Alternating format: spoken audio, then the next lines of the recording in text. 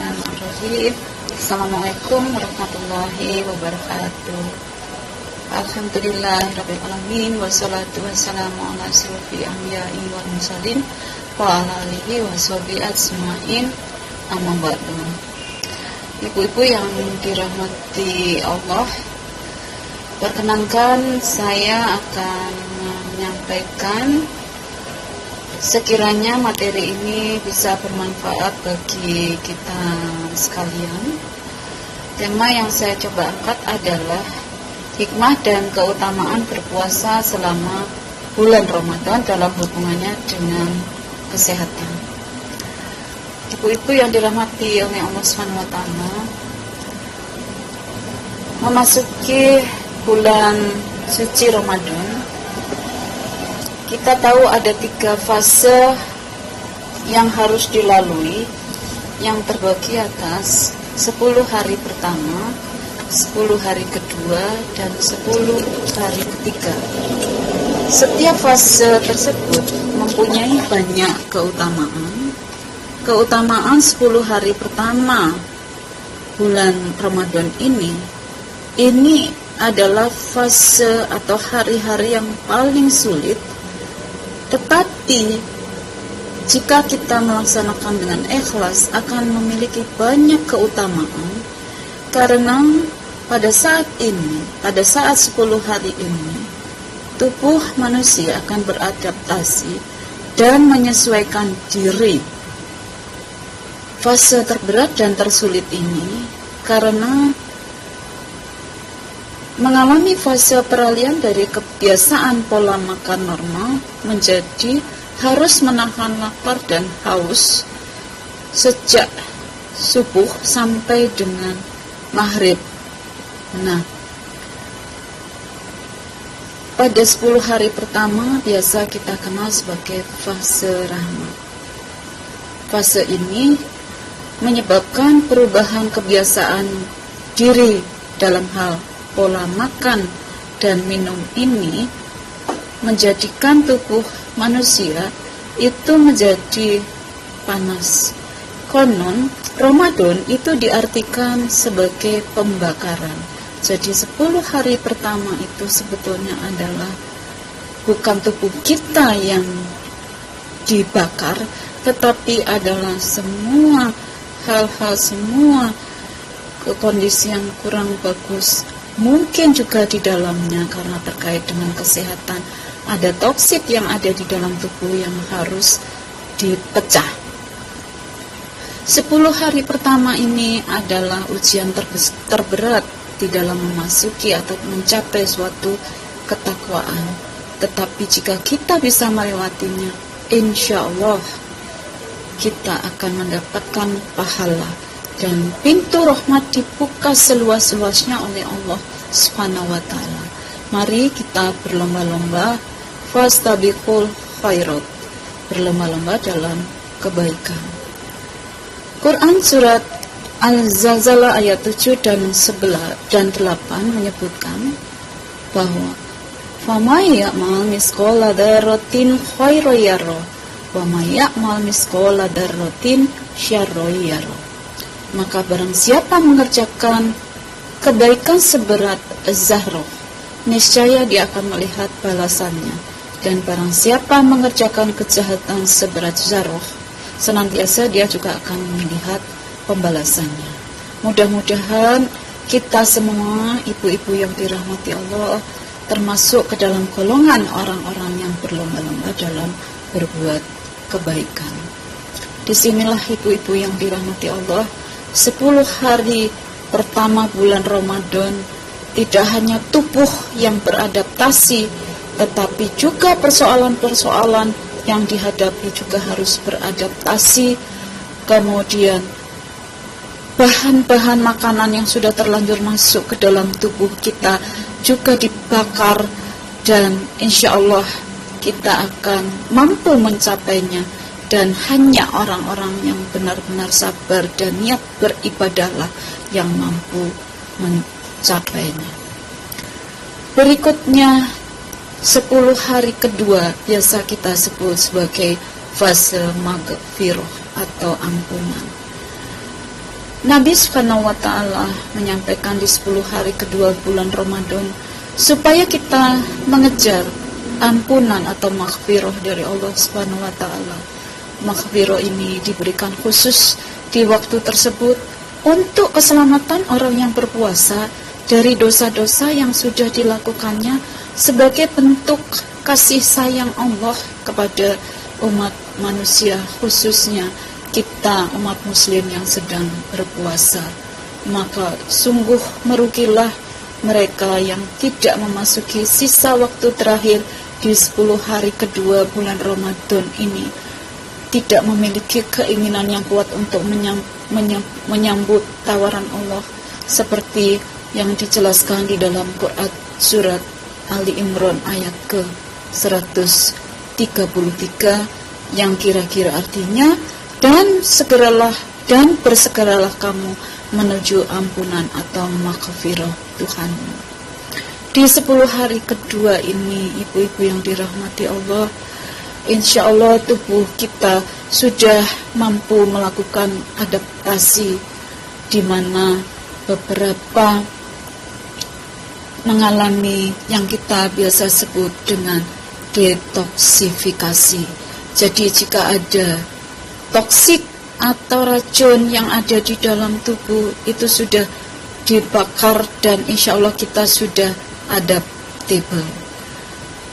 Ibu-ibu yang dirahmati Allah, di 10 hari terakhir bulan Ramadan biasa kita sebut sebagai fase pembebasan dari api neraka, itba binan nar, sebagaimana diriwayatkan oleh sahabat Salman Al-Farisi. Adalah bulan Ramadan awalnya rahmat, pertengahannya maghfirah, dan akhirnya adalah pembebasan dari api neraka. 10 hari terakhir ini merupakan penutupan bulan Ramadan, sedangkan amal perbuatan itu tergantung pada penutupannya atau akhirnya, walaupun semua tergantung pada niat. Innama a'malu binniyat. Kembali pada 10 hari terakhir bulan Ramadan yang merupakan pamungkas dari bulan ini, maka hendaknya setiap manusia mengakhiri Ramadan dengan kebaikan, dengan mencurahkan segala daya dan upaya untuk meningkatkan amaliyah ibadah di sepanjang 10 hari akhir Ramadan ini. Diduga turunnya Lailatul Qadar pada 10 hari terakhir ini di bulan Ramadan, yang sesungguhnya bukan hanya sekedar mencari bulan ganjil di bulan Ramadan, tapi sesungguhnya karena bulan Ramadan ini adalah bulan diturunkannya, di dalamnya ada turun Al-Quran sebagai petunjuk bagi manusia dan penjelasan dari petunjuk dan pembeda antara yang hak dan yang batil. Ibu-ibu yang dirahmati Allah, Al-Quran dan hadis sahih menunjukkan bahwa Lailatul Qadar itu turun di bulan Ramadan, dan boleh jadi tidak hanya di 10 hari terakhir, tetapi bisa juga di sepanjang bulan Ramadan semua.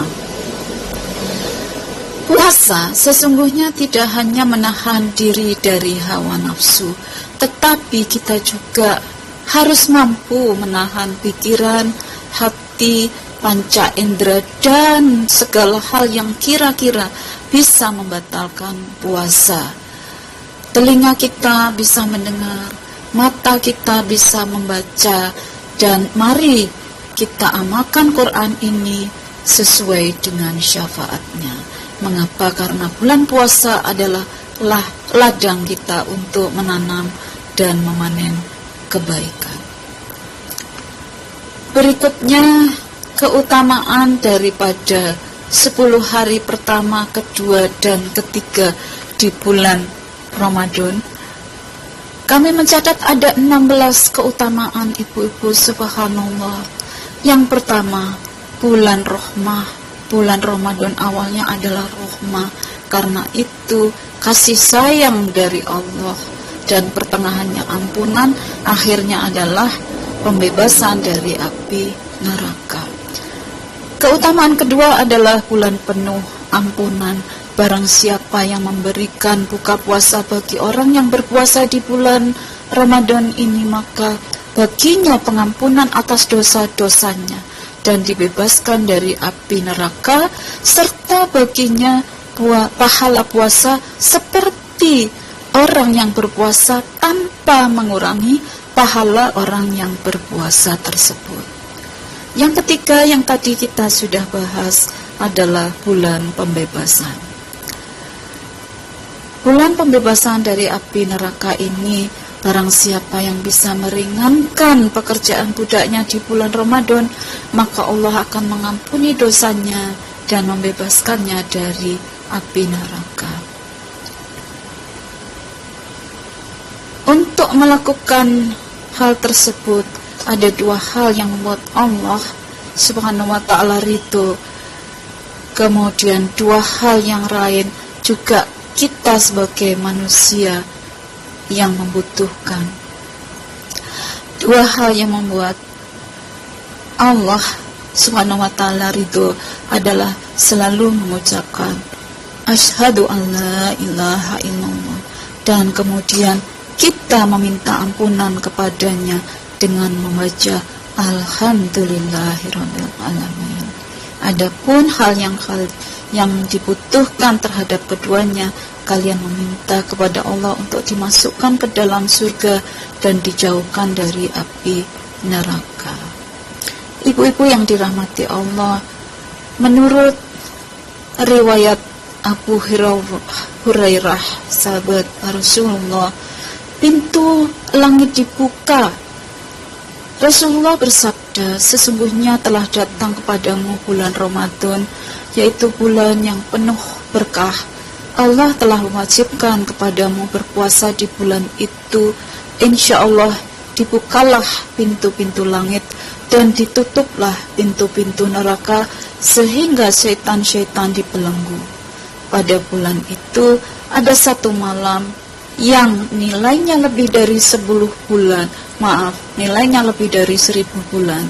Siapa yang tidak memperoleh kebajikan di malam itu, maka ia memperoleh kebajikan apapun. Yang ketiga, keutamaan yang kelima, pintu surga dibuka. Dari Abu Hurairah radhiyallahu anhu bahwa Rasulullah SAW bersabda, jika telah datang bulan Ramadan, maka pintu surga dibuka, pintu neraka ditutup, dan setan-setan akan dibelenggu dengan rantainya. Hadis riwayat Bukhari Muslim. Hadis ini sahih. Kemudian keutamaan yang keenam, siapa yang berpuasa di bulan Ramadan dengan iman dan ihtisab, telah diampuni dosanya yang telah lalu. Dan siapa yang bangun malam qadar dengan iman dan ihtisab, telah diampuni dosanya juga yang telah lalu. Berikutnya, dihapuskannya dosa hingga Ramadan berikutnya. Rasulullah SAW bersabda, salat 5 waktu dan Jumat ke Jumat berikutnya dari bulan Ramadan dan Ramadan berikutnya akan menghapus dosa seseorang di antara waktu tersebut selama ia menjauhi dosa-dosa besar. Di bulan Ramadan kita juga mendapati keutamaan yang berlipat ganda.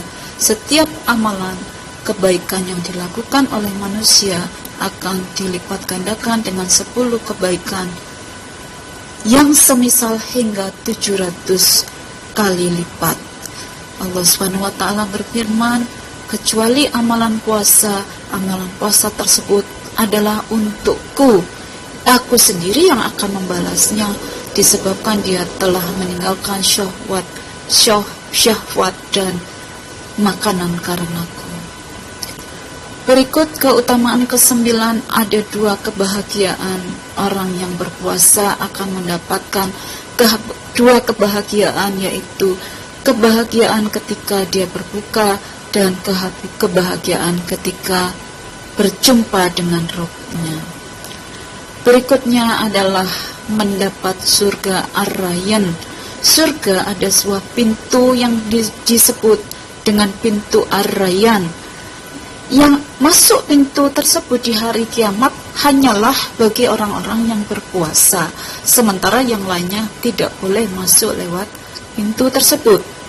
Dan ini diserukan, manakah orang-orang yang berpuasa? Dipilihi mereka yang berpuasa dan diminta untuk bangun untuk memasukinya, sedangkan yang lain tidak. Nah, bila mana mereka sudah masuk, maka pintu itu juga akan tertutup kembali dan tidak ada lagi orang yang bisa memasukinya. Keutamaan ke-11, malaikat selalu berseru selama bulan Ramadan sebagai bulan yang agung dan luhur. Seorang muslim senantiasa meningkatkan amal dan ibadahnya dengan penuh sukacita. Malaikat bahkan berseru, "Wahai orang-orang yang menghendaki kebajikan, bergembiralah, dan wahai orang-orang yang menghendaki keburukan, tahanlah dirimu." Ibu-ibu yang dirahmati Allah, seperti kita tahu, bulan Ramadan bulan sedekah. Barang siapa yang memberi makan orang yang berpuasa di bulan Ramadan hingga kenyang, maka Allah akan memberikan minuman dari telaganya, di mana seteguk air itu menjadikannya tidak akan merasa haus selama-lamanya hingga ia masuk ke dalam surga Allah. Berikutnya, semua orang yang berpuasa pasti bau mulut. Konon Allah sangat menyukai bau mulut orang yang sedang berpuasa, yang kita menahan makan dan minum. Karena kita tidak makan dan minum, maka bau mulut orang yang berpuasa ini lebih terasa menyengat, sangat bau sekali. Dan bau ini hanya dipandang oleh manusia sebagai bau yang tidak sedap. Justru oleh Allah, ini dipandang sebagai sebuah keutamaan. Hadis sahih disebutkan bahwa Nabi bersabda, hadis riwayat Muslim ini ibu-ibu, sungguh bau orang yang berpuasa lebih harum di sisi Allah daripada bau minyak kasturi. Ibu-ibu, berikutnya, pada bulan Ramadan tidak hentinya kita seyogianya terus mengucapkan doa, karena doa di bulan Ramadan mustajab. Setiap orang sangat mendambakan doa yang mustajab tersebut, dan di antara yang sangat mustajab ini adalah doa dari orang yang berpuasa di bulan Ramadan. Hadis riwayat Ahmad menyebut 3 orang yang tidak akan ditolak doanya: 1, imam yang adil; 2, orang yang berpuasa hingga ia berbuka; dan yang ketiga, orang yang dizolimi.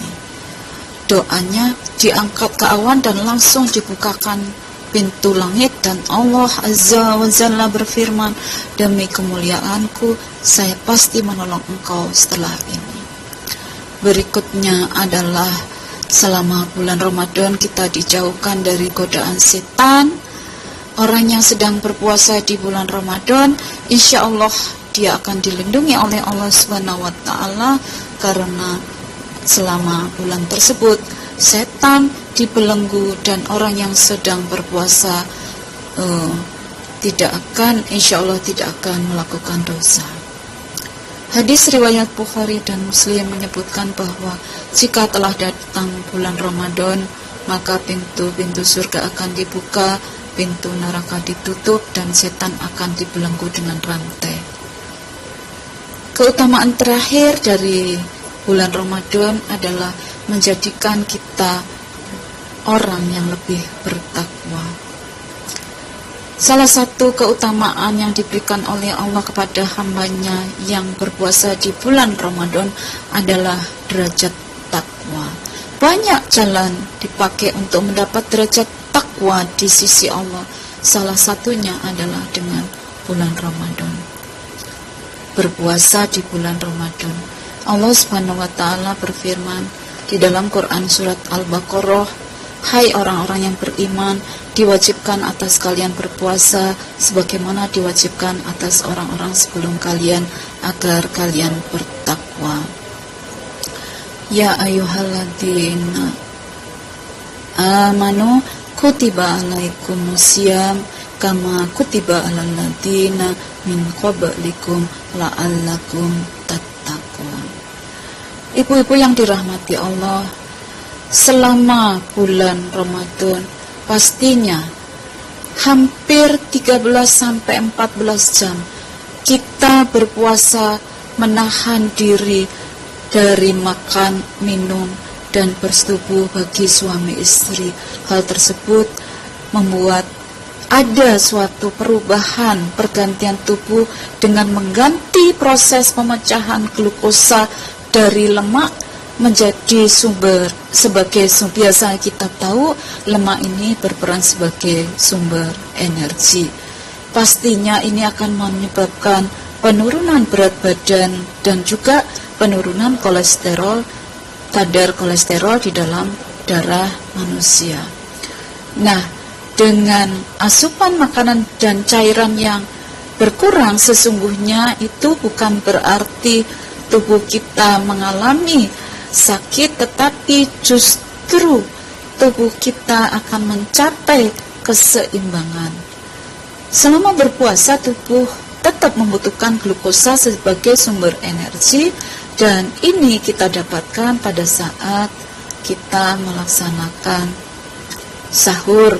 Begitu juga nanti pada saatnya berbuka puasa. Nah, semua makanan ini berguna bagi tubuh pastinya karena mengandung karbohidrat dan lemak. Sudah bisa itu mempertahankan tubuh. Dari asupan cairan juga seperti itu. Memang selama 24 jam seyogyanya kita mengkonsumsi paling sedikit 2,5 liter air atau sekitar 8 gelas air ya per hari. Nah, selama menjalankan ibadah puasa mungkin tadi berat badan menurun, kerja tubuh, aktivitas juga sudah berubah, fungsi organ tubuh juga mengalami penurunan. Ibu-ibu yang dirahmati Allah, selama puasa tadi sudah saya singgung, mulut kita itu akan berbau. Kelenjar air liur yang ada di dalam tubuh tetap bekerja. Jadi justru pada saat seperti ini akan membantu tubuh manusia jauh dari masalah-masalah tersebut. Jadi kalau bisa dikatakan tubuh ini juga mengalami yang namanya detoksifikasi. Yang paling besar detoksifikasi dialami di lambung. Pada saat puasa, lambung tidak diisi makanan selama 13-14 jam. Tetapi produksi asam lambung ini akan menurun untuk mencegah terjadinya pengikisan dinding lambung oleh asam. Kita tahu perut manusia ini asam, ya. Dengan kondisi lambung yang seperti ini, maka lambung akan terhindar dari iritasi. Penyakit mah justru malah akan sembuh selama puasa. Nah, organ yang sangat vital dari manusia yang akan berubah selama puasa itu adalah liver atau hati. Organ hati itu bekerja dengan cara membantu pemecahan glukosa yang disimpan di hati. Jadi bisa dikatakan sebetulnya hati ini adalah tempat penyimpanan benda atau zat padat. Dengan berkurangnya asupan glukosa ke dalam tubuh, maka tubuh akan mendapatkan energi dengan memutarkan kembali glukosa yang ada untuk melakukan aktivitas. Justru liver menjadi tempat yang biasanya dipakai untuk racun itu. Nah, racun akan digelontor selama bulan puasa. Nah, begitu. Berikut organ yang lain adalah kantong empedu. Cairan empedu itu pekat dan kalau dirasakan pahit. Nah, selama bulan puasa justru lemak itu dipecah. Nah, seseorang pada saat kemudian berbuka sudah mulai ada persiapan untuk ke sana. Organ terakhir yang juga sebelum terakhir ya, masih ada organ penting juga, yaitu pankreas. Pankreas ini menghasilkan hormon insulin yang berfungsi untuk memecah glukosa di dalam darah. Jadi kalau seseorang kena diabetes mellitus, maka selama puasa pankreasnya akan berhenti memproduksi insulin. Sebagai gantinya, tubuh akan memerintahkan liver, hati, pecahan glukosa yang glukosa ini biasanya tersimpan di hati. Disitulah kemudian pankreas bekerja dan menjadikan tubuh menjadi sehat. Dua organ penting lain yang juga sangat vital itu adalah usus kecil. Hanya sedikit makanan yang masuk selama bulan puasa, maka penyerapan nutrisi di dalam usus halus pun juga akan berhenti. Dengan demikian usus diberi kesempatan dia untuk bergerak normal setiap 4 jam. Bisa dibayangkan seandainya kondisi normal, maka usus ini tidak pernah berhenti, terus bergerak. Begitu beratnya pekerjaan dari usus kecil yang kemudian di situ akan diserap untuk diedarkan ke seluruh tubuh manusia. Pastinya organ utama yang sangat berpengaruh adalah usus besar, karena semua makanan minuman masuk di sana. Dengan terbatasnya asupan cairan yang masuk dan juga makanan yang masuk, maka penyerapan air di usus besar juga akan terkontrol sehingga terjadi keseimbangan cairan di dalam tubuh dan tubuh akan tetap terjaga dari segi kesehatannya. Ibu-ibu yang dirahmati Allah, sekiranya itu yang bisa saya berikan. Apa yang saya berikan ini semata-mata karena pembelajaran yang terus-menerus, dan ibu-ibu selalu dalam keadaan sehat, selalu terlindung dari segala macam penyakit, sehingga kita bisa menikmati bulan Ramadan ini dengan penuh hikmat, khusyuk, dan kita ingin mendapatkan barokah dan pahala sebesar-besarnya dari Allah Subhanahu wa Ta'ala. Sekiranya demikian, mohon maaf jika ada hal-hal yang kurang berkenan. Billahi taufiq wal hidayah, wa ridha wal inayah. Assalamualaikum warahmatullahi wabarakatuh.